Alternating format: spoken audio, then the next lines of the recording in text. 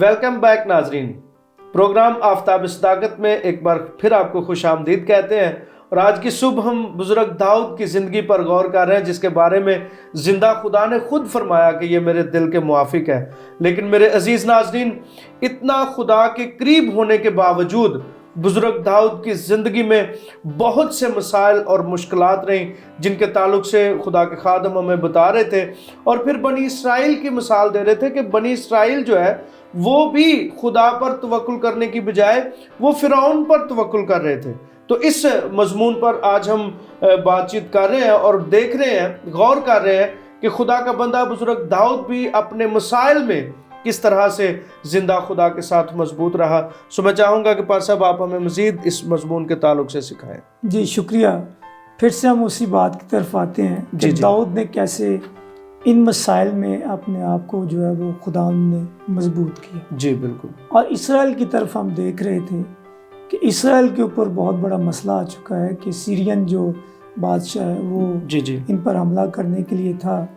اور یسعیاہ کی کتاب کے 30ویں باب کی پہلی اور دوسری آیت کو جب ہم پڑھتے ہیں تو وہاں پر ہمیں ذکر ملتا ہے کہ یہ مصر کی طرف بھاگے، مصر کی طرف بھاگے کہ مصری بادشاہ کے پاس ہم جائیں گے، فرعون کے پاس، اور وہ ہماری مدد کرے گا۔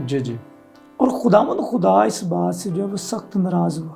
ایسا ہی ہے۔ کیوں؟ جب آپ 31ویں باب کو پڑھتے ہیں تو وہاں پر لکھا ہوا ہے، تم پر افسوس، تم مصر کو جاتے ہو، گھوڑوں پر اعتماد کرتے ہو، رتھوں پر بھروسہ رکھتے ہو اور ان کے سواروں پر، زوراوروں پر، لیکن اسرائیل کا جو قدوس ہے اس پر نگاہ نہیں کرتے۔ یہ خدا نے کہا تھا، اور یہ خدا کا بیان بہت بڑا بیان تھا۔ بالکل ایسے ہی ہے کہ تم ان چیزوں کی طرف غور کر رہے ہو کہ جو تمہیں بچا نہیں سکتی۔ مصری جو ہیں وہ خدا نہیں ہے۔ اور پھر ان کے گھوڑے خداوند کہتا ہے گوشت ہیں، روح نہیں۔ بالکل ایسے ہی۔ اور پھر خدا آگے کہتا ہے کہ جو تمہارے حمایتی ہیں وہ گر جائیں گے۔ ایسے ہی ہے۔ اور پھر خدا کہتا ہے کہ وہ پست ہو جائیں گے اور سب ہلاک ہو جائیں گے۔ خداوند پر اعتماد کرنا، خداوند پر بھروسہ رکھنا بہت ضروری ہے۔ بالکل ایسے ہی ہے۔ جب مشکلات ہمیں گھیر لیتی ہیں تو پھر اس بات کو دیکھیں کہ کوئی بھی آپ کو نکال نہیں سکتا ایسے ہی ہے سوائے خدا کے۔ بالکل۔ داؤد اگرچہ مشکل میں تھا، کئی بار وہ گرا، اور میں کہتا ہوں کہ وہ ایسا کردار ہے بائبل مقدس کا جو ہمیں یہ بتاتا ہے کہ کیسے مشکلات میں سے ہم نے نکلنا ہے اور کیسے ان پر فتح پانی ہے، کیونکہ اس کی زندگی میں یہ مواقع جو تھے وہ کئی بار آئے تھے۔ ایسے ہی ہے۔ اور ان پر وہ فاتح ہو گیا تھا۔ اور دیکھیں کہ خداوند کا کلام بھی کہتا ہے کہ انسانوں پر تکیہ نہیں، بالکل، بلکہ تم مجھ پر ایمان رکھو، مجھ پر نگاہ کرو۔ اور آج کے دور میں ہمیں بعض اوقات ملازمت کا مسئلہ ہے، بعض اوقات جو ہے وہ خاندانی مسائل ہیں، بعض اوقات جو ہیں وہ ہم لوگ جو ہیں وہ اپنے مالی مسائل کے اندر، اس وقت مہنگائی کا بہت بڑا مسئلہ ہے، بہت بڑا مسئلہ ہے، اور کئی دیگر ایک جو ہے وہ مسائل ہمارے ساتھ جڑے ہوئے۔ بالکل ایسے۔ لیکن جو ہمارا ہیرو ہے، جس کے کردار پر ہم غور کر رہے ہیں، داؤد بادشاہ، وہ ہمیں بتاتے ہیں کہ کیسے ہم ان پر فتح پا سکتے ہیں۔ اگرچہ ان کے اپنے ہی لوگ ان کے خلاف ہو گئے تھے، لیکن بڑی اچھی بات ہے، اپنے خدا میں انہوں نے اپنے آپ کو مضبوط کیا۔ بے شک۔ اور مضبوط کرنے کے جو ہے وہ بائبل مقدس میں سٹیپ ہیں۔ بالکل۔ اور داؤد کی زندگی سے ہمیں جو ہے وہ نظر آتے ہیں۔ بالکل ایسے ہی۔ اگر آج ہم لوگ جو ہیں وہ دو چار ہیں ان باتوں سے، تو بائبل مقدس ہمیں جو ہے وہ واضح طور پر اور کھلے عام جو ہے وہ تعلیم دیتی ہے۔ بے شک۔ وہ آج جو ہے وہ داؤد کی زندگی کے وسیلہ سے ہمیں سکھانا چاہتی ہے کہ کیسے ہم اپنے آپ کو تبدیل کر سکتے ہیں، بے شک، کیسے ہم ان مسائل پر جو ہے وہ فتح پا سکتے ہیں۔ اور دیکھا جائے تو پاک کلام جو ہے وہ بڑی وضاحت سے، بڑی جو ہے وہ کھلے الفاظ سے ہمیں جو بیان کرتا ہے۔ اور بھی ایسے کردار ہیں جو بائبل مقدس میں ہمیں نظر آتے ہیں، جنہوں نے مسائل کے وقت میں اپنی آنکھیں خدا پر لگا لی۔ بے شک۔ اور خدا جو ہے وہ انہیں وہاں سے ایسے نکال کر لے کر آیا کہ جیسے وہ کبھی اس مشکل میں تھے ہی نہیں۔ بالکل دکھ، مشکل، مصیبت، بیماری جو ہے وہ ذہنی طور پر کمزور کرتی ہے۔ بالکل۔ اب مجھے یاد ہے ایک بہن تھی، خدا کی خادمہ ہے، اور اس نے منادی کرنا اس طرح شروع کی کہ جب اس کا خاندان بالکل تباہ ہو چکا تھا، جب اس کا خاندان تباہ ہو چکا تھا تو وہ اتنی مشکلات کے اندر اپنے آپ کو دیکھتی تھی کہ میں گر چکی ہوں، کہ مجھے لوگ برا کہیں گے، جیسے کہ ہمارے معاشرے میں یہ سوچا جاتا ہے۔ اس کی اولاد جو تھی وہ ختم ہو گئی، اس کا شوہر جو تھا جوانی میں وہ مر گیا، لیکن اس بہن نے کیا کیا؟ اس نے بیواؤں کے لیے کام کرنا شروع کیا، اور اس نے اپنے دکھ کو جو ہے وہ خداوند کے سامنے رکھا، اور خدا نے اسے استعمال کیا تاکہ وہ اور زیادہ لوگوں کے جو مسائل میں پڑے ہوئے ہیں ان کو آزاد کرا سکے۔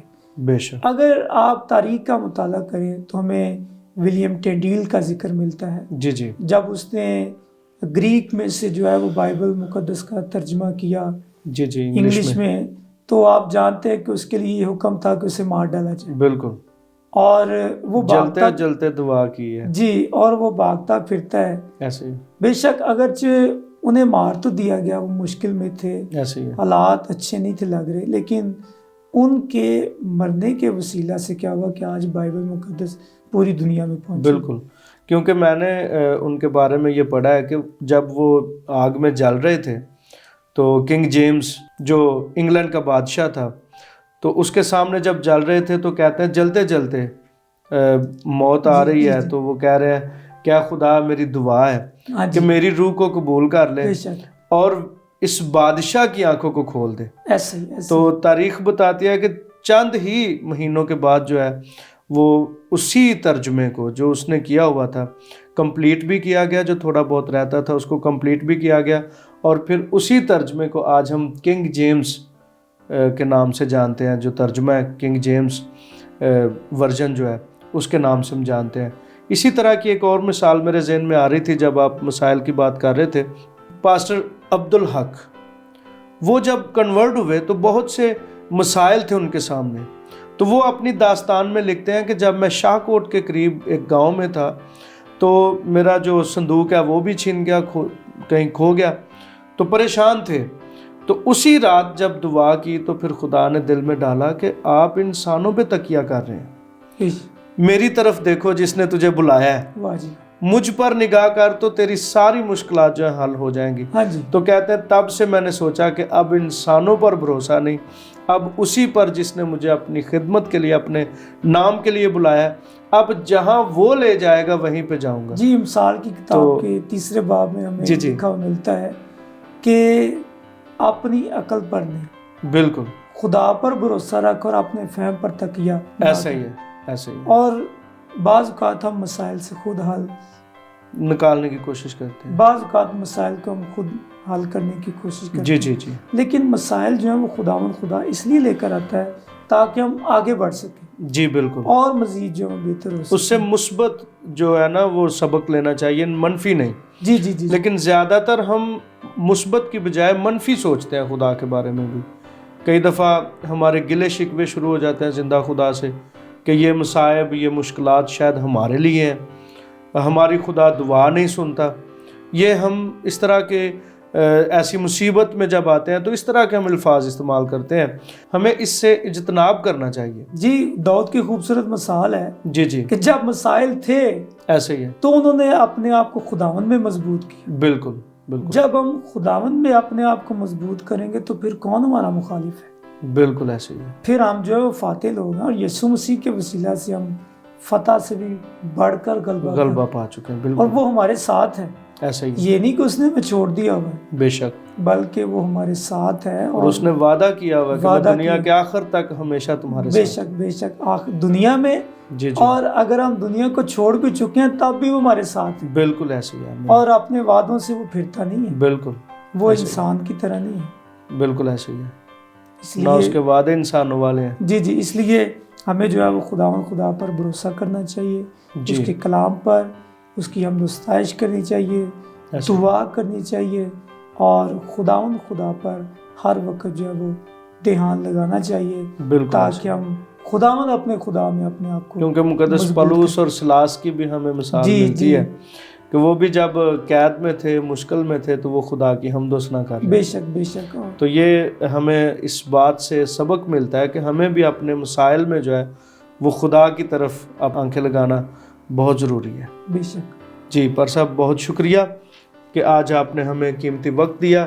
سو عزیز ناظرین، آئیں سب اپنے سر خداوند کے حضور جھکائیں اور ہم خداوند کے حضور دعا مانگیں کہ جن مسائل میں ہم گرے ہوئے ہیں، خدا ان مسائل سے، ان دکھوں سے، ان مشکلات سے ہمیں آزاد کرے، اور وہ جس طرح بزرگ داؤد کے ساتھ تھا، جس طرح وہ مقدس پولس کے ساتھ تھا، سیلاس کے ساتھ تھا، اور اس نے وعدہ کیا کہ وہ ہمارے ساتھ رہے، آئیں سب اسی کے حضور جھکیں اور خوب اپنے آپ کو زندہ خدا کے حضور پیوست کریں، تاکہ ہم اس کے حضور سے خوشحالی اور شادمانی پائیں۔ میرے ساتھ متفق ہوں، سب دعا مانگیں۔